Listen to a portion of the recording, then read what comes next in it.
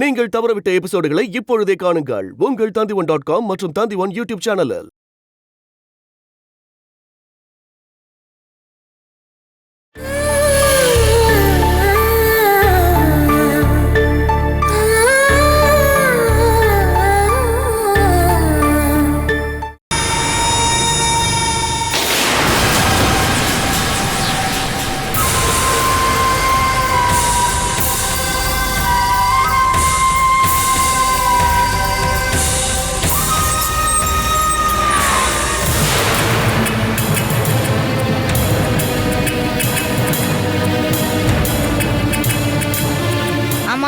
இப்போ என்னாச்சு? கொஞ்ச நேரமாவே அம்மா அந்த பக்கம் போயிட்டு இருக்காங்க, இந்த பக்கம் போயிட்டு இருக்காங்க. அப்பா இன்னும் வரல, அதனால தான். அந்த ஆள் எங்க போயிருக்காரு? அந்த ஆள் இல்ல, அப்பா. எங்க போயிருக்காரு? அது தெரியாததுனால தான் அம்மா குழப்பத்துல இருக்காங்க.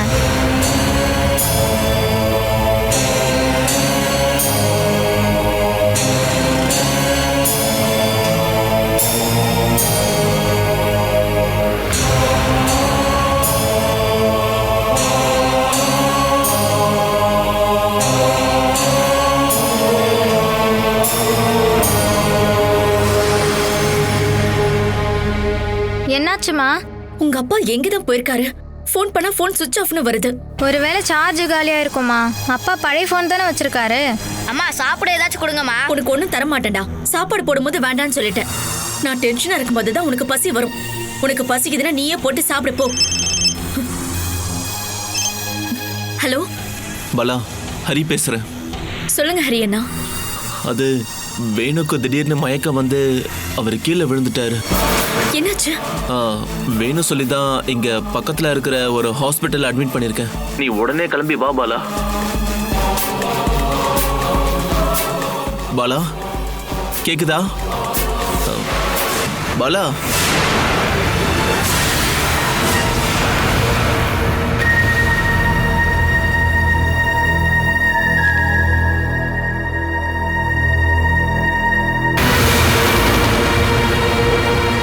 டயாலிசிஸ் முடிய போகுது.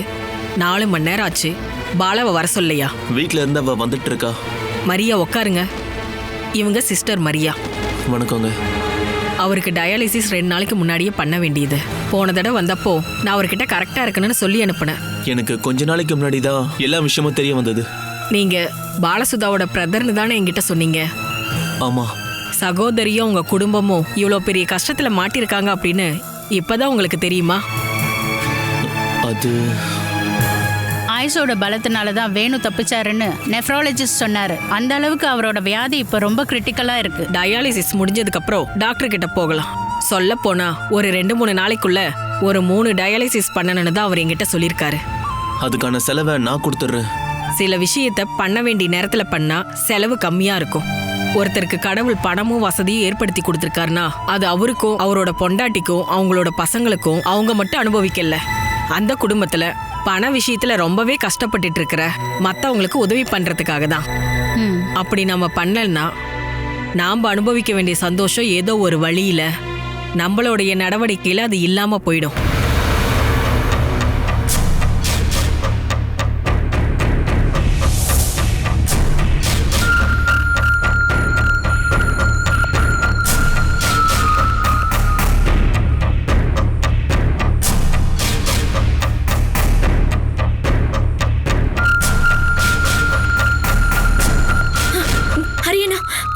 பாலா, அவருக்கு என்னாச்சு? எப்ப கீழே விழுந்தாரு? நீ பதறாத பாலா, அவருக்கு எந்த பிரச்சனையும் இல்ல. எங்க டாக்டர் இல்லையா? அவங்க என்ன சொன்னாங்க? இங்க பாரு பாலா, வேணுக்கு ஒன்னும் இல்லைன்னு டாக்டர் சொல்லிட்டாங்க. நீ இப்படி சீரியஸ் ஆக வேண்டாம். முதல்ல நீ வந்து உட்காரு. நான் அவரை பார்க்கணும். டயாலிசிஸ் பண்ணிக்கிட்டு இருக்காங்க. அதுக்கப்புறம் தான் ரூம் கூட்டிட்டு வருவாங்க. அப்பதான் நம்ம பார்க்க முடியும். டயாலிசிஸ்க்கு பணம் கேட்டு தான் வீட்டுக்கு வந்திருந்தாரு. அங்கிருந்து கிளம்பும் போது மயக்கம் போட்டு கீழே விழுந்துட்டாரு. இங்க கூட்டிட்டு போக சொல்லி அவர் தான் சொன்னாரு. இங்க வரதுக்குள்ள மயக்கம் தெளிஞ்சிருச்சு. யூரியால இருக்கிற கிரியாட்டிவோட அளவு ரொம்ப அதிகமானதுனால தான் இந்த மாதிரி மயக்கம் வந்திருக்குன்னு டாக்டர் சொன்னாங்க. அதனால தான் உடனே டயாலிசிஸ் ரூம் கூட்டிட்டு போயிட்டாங்க. அப்பா வீட்ல இருந்து கிளம்பும் போது எந்த பிரச்சனையும் இல்லாம தானே இருந்தாரு. அதுக்கப்புறம் என்ன நடந்துச்சு? ஒரு 2-3 நாளைக்குள்ள 3 டயாலிசிஸ் பண்ணோன்னு டாக்டர் சொல்லியிருக்காங்க. நம்ம அடுத்து என்ன பண்ணலான்றத யோசிக்கலாம்.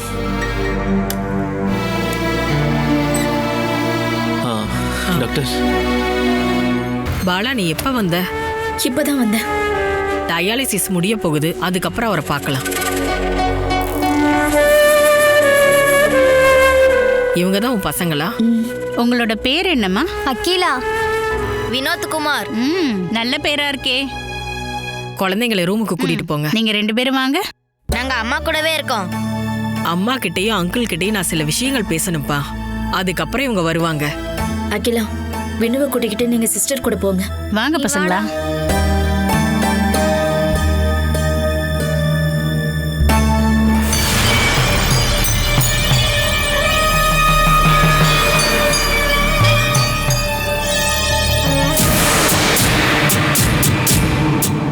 ஹரி வேணுவை கூட்டிட்டு வரும்போது எங்க டாக்டர் இருந்ததுனால தான் நாங்க அட்மிட் பண்ணோம். வேணு சரியா மெடிசன் சாப்பிடலையா? சாப்பிட்றாரு. நான் தான் அவருக்கு தினமும் எடுத்து கொடுத்துக்கிட்டு இருக்கேன். கூட்டிட்டு வந்தப்போ ஐ சுகரும் பிபி இருந்தது. அதனால தான் டக்குன்னு மயக்கம் போட்டு விழுந்துட்டாரு. நம்ம முயற்சி பண்ணலான்னு டாக்டர் சொன்னதுனால தான் சரின்னு நாங்களும் ஒத்துக்கிட்டோம். இல்லைன்னா சிட்டி ஹாஸ்பிட்டல்ல இருக்கிற ஐசியூவில் அட்மிட் பண்ண சொல்லியிருப்பேன்.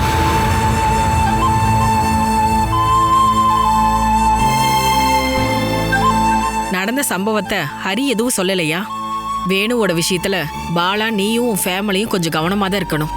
இல்லைன்னா வேணுவை காப்பாத்தணுங்கிற உன்னோட முயற்சி வீணா போயிடுமா?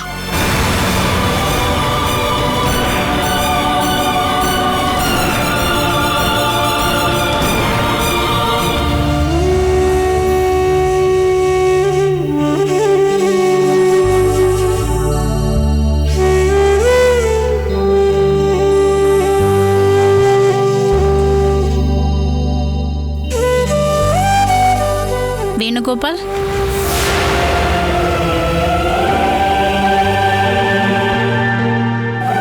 இதோ யார் வந்திருக்காங்க பாருங்க.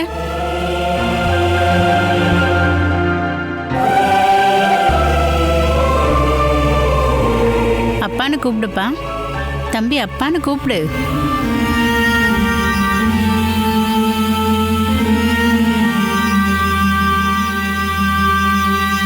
ஏன்பா கூப்பிட யோசிக்கிற?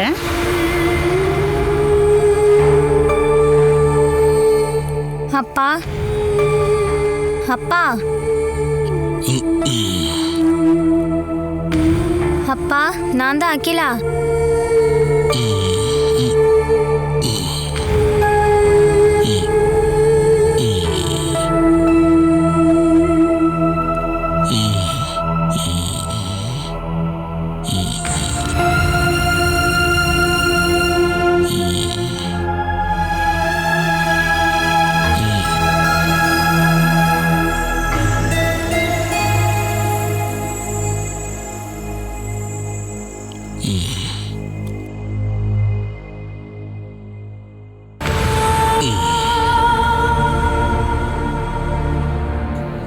பாலா,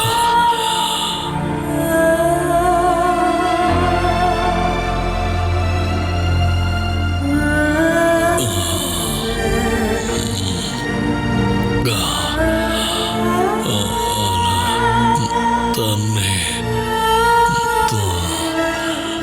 பாலா, எனக்கு தண்ணி கொடு. இப்ப தண்ணி கொடுக்க வேண்டாம்.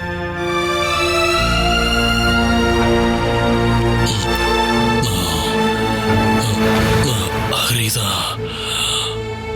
என்னை இங்க கூட்டிட்டு வந்தா.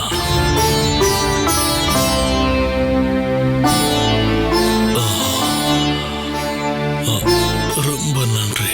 என்ன வேணும்?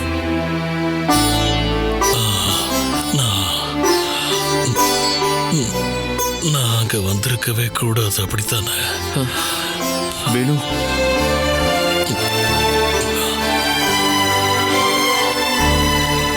சாரி வேணும்.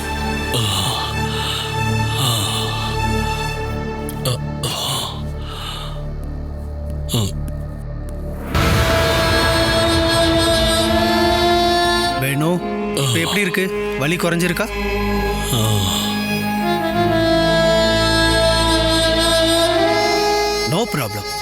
1 பாயிண்ட்ல இருந்த கிரியாட்டினோட அளவு 9க்கு வந்திருக்கு. அதான் மயங்கி விழுந்துட்டார். இதுக்கப்புறம் இவருக்கு வாரத்துல 2 தடவை செய்யணும். அப்பதான் யூரியா வேஸ்டேஜை பிளட்ல இருந்து முழுசா எடுக்க முடியும்.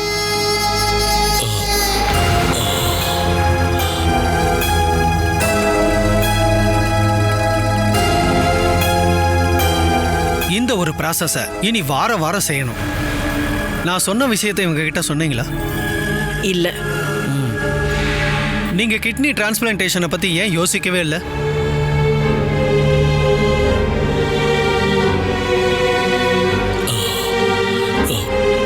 அதுக்காக முயற்சி பண்ணிட்டு தான் இருக்கோம்.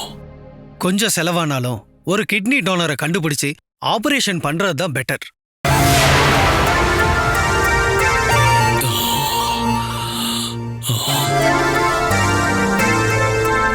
உங்க பொண்டாட்டியோ நெருங்கிய சொந்தக்காரங்களோ இல்ல ஃப்ரெண்ட்ஸோ யாராவது கிட்னி கொடுக்க தயாரா இருந்தா ஆபரேஷனுக்கு மட்டும்தான் செலவாகும். நாங்க சிட்டி ஹாஸ்பிட்டல்ல இருக்கிற பிரதாபன் டாக்டர் கிட்ட தான் ட்ரீட்மெண்ட் எடுத்துக்கிட்டு இருக்கோம். அவரும் இதே தான் சொன்னாரு. அவரு இதுல ஸ்பெஷலிஸ்ட் தான். அங்கேயே எல்லா ஃபெசிலிட்டிஸும் இருக்கும். ஊருக்காரங்களோ சொந்தக்காரங்களோ இல்ல தொண்டு நிறுவனங்களோ இதுக்கெல்லாம் உதவி செய்வாங்க. நீங்க மேக்சிமம் ட்ரை பண்ணி பாருங்க.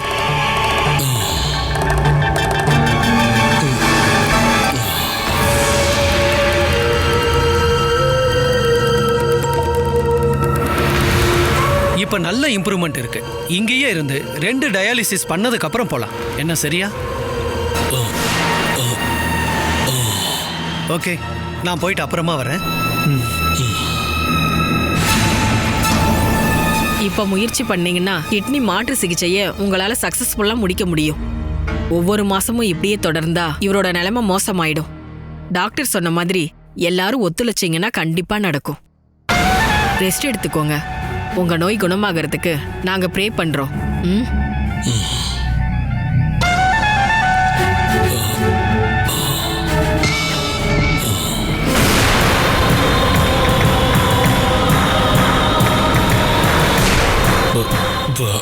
பாலா,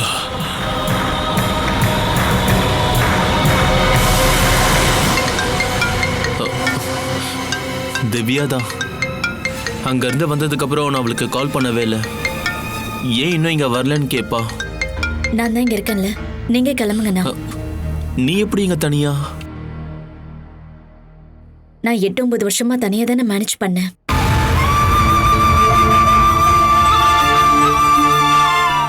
எனக்கு அது பழக்கம் ஆயிடுச்சு. உங்களுக்கு நிறைய வேலை இருக்கும்னா நீங்க கிளம்புங்க. இங்கே ஆனால் செலவுகளை பற்றி நான் மதர் கிட்ட பேசி செட்டில் பண்ணிட்டேன். நான் போயிட்டு நாளைக்கு வரேன். வேணும், நான் நாளைக்கு வரேன். இதுக்கப்புறம் எனக்கு வேற யாரோட உதவி தேவையில்லை. பாலா இருக்கா இல்லையா, அவ பார்த்துக்குவா. குட்டிங்களா, அங்கிள் போயிட்டு வரேன். அப்போ நான் போயிட்டு வரேன் பாலா.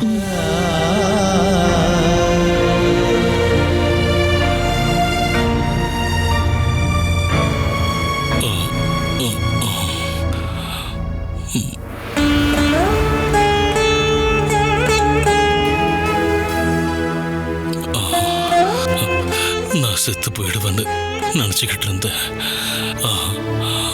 உன்னையும் பசங்களையும் பார்க்காம போயிட்டா என்ன பண்றது? தேவையில்லாத யோசனையெல்லாம் தூக்கி போட்டுட்டு அமைதியா படுத்து தூங்குங்க. நான் இங்கதான் இருக்கேன்.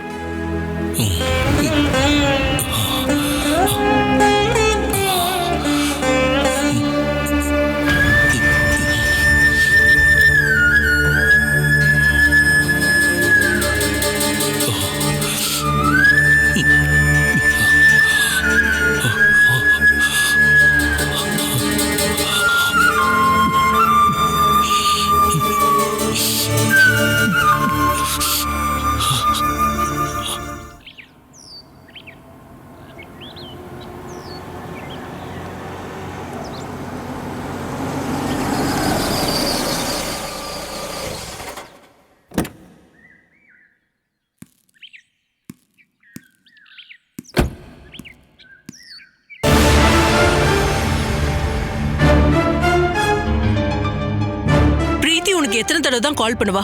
நீ ஏன்டா போன் எடுக்கல? பிஸியா இருந்ததுல கவனிக்கலாமா?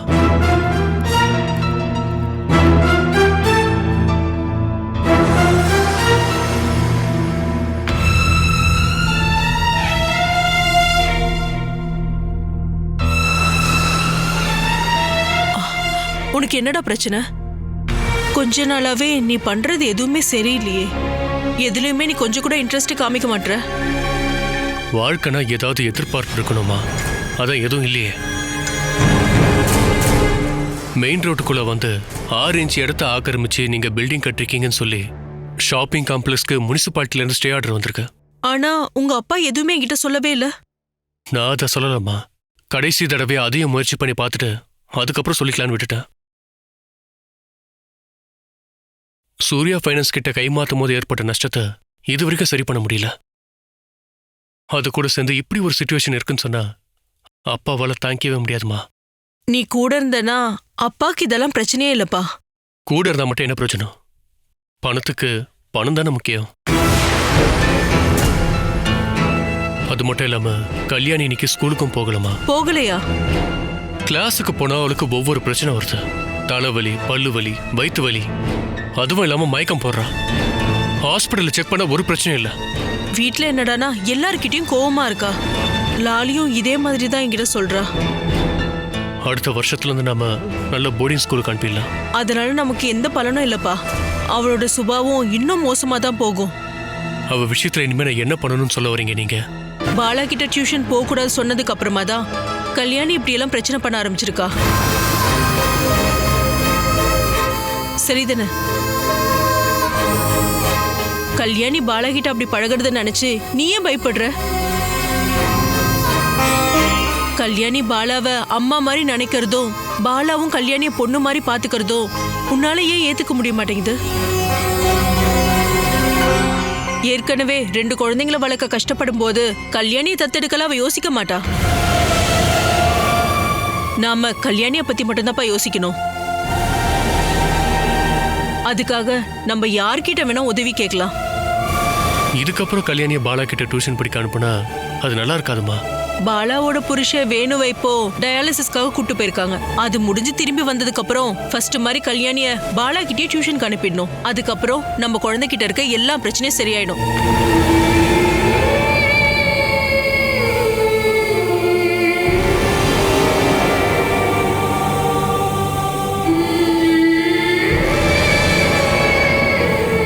பாலாவோட புருஷனுக்கு டயாலிசிஸ் எங்க பண்றாங்க? மதுரன் தான் பிரீத்தி சொன்னா.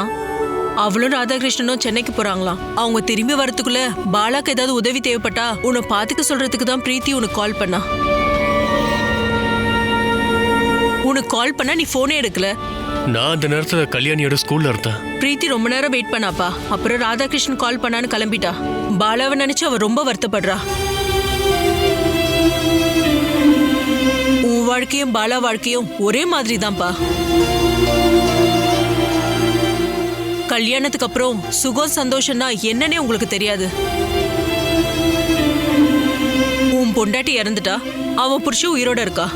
அந்த ஒரு வித்தியாசம் மட்டும்தான்.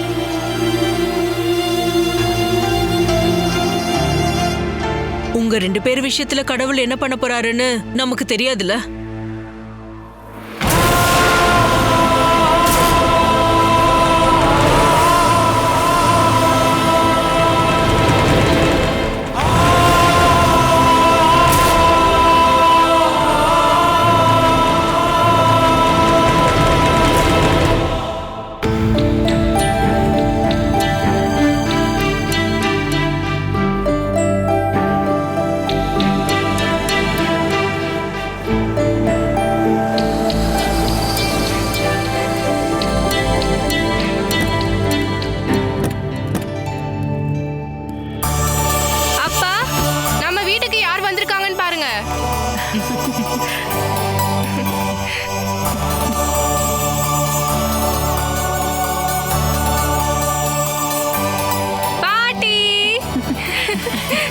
நீதான் வண்டியெல்லாம் கழுவுறியா? இது என்ன சமூக சேவையா? இந்த வேலை பண்ண வேற யார் இருக்காங்க?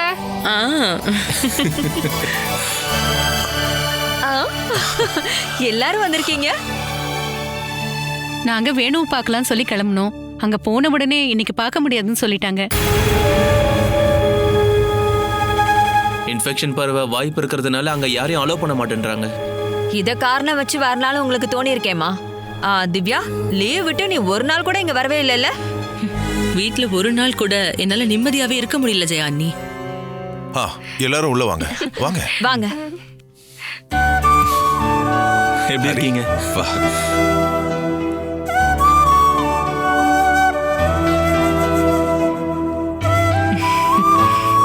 படிப்பெல்லாம் எப்படி போயிட்டு இருக்குமா? நல்லா போகுது. நல்லா போகுதா? ஒரு எழுத்து கூட படிக்க மாட்டேங்கிறா. புக்க ஓபன் பண்ணாலே தூங்க ஆரம்பிச்சிடுறா. வெளியே போய் ஊர் சுத்த சொன்னா இவளுக்கு ரொம்ப பிடிக்கும். அவ குழந்தை தானே, போக போக எல்லாம் சரியாயிடுவா. அடுத்த வருஷம் ஹை ஸ்கூலு. இந்த தடவை நல்ல மார்க் எடுக்கலன்னா பாஸ் பண்ண மாட்டாங்கன்னு ஹெட் மாஸ்டர் சொல்லிருக்காரு. நீங்க ஏன் வீட்டுக்கு வரவங்க கிட்ட எல்லாம் என்ன பத்தி இப்படி சொல்றீங்க? உங்க அம்மா ரொம்ப கவலையாதாமா இது சொல்லிட்டு இருக்கா. வேணுவை பார்க்க போலாம் தான் இருந்தேன்.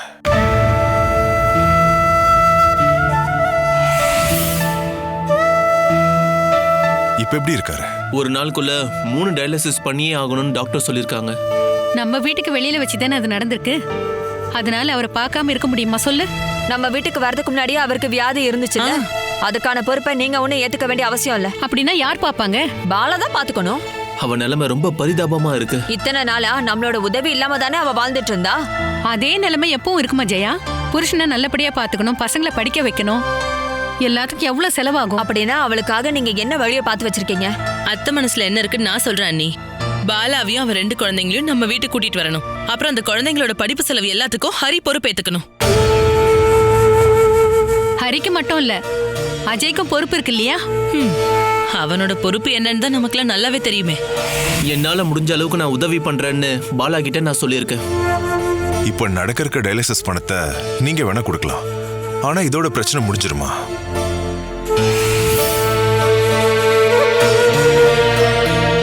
இதுக்கப்புறமா அவருக்கு வாரத்துல 1-2 டயாலிசிஸ் பண்ணியே ஆகணும். அதுக்கெல்லாம் எங்க போய் பணத்தை ரெடி பண்ணுவாங்க?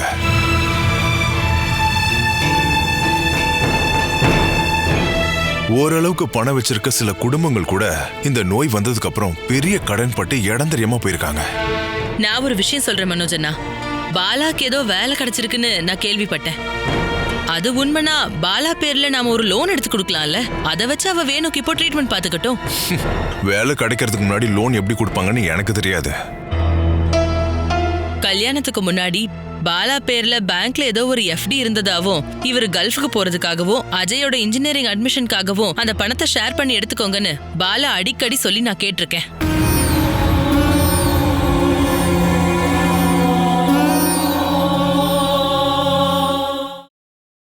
Catch us on TV, Tandivan.com, Facebook and YouTube.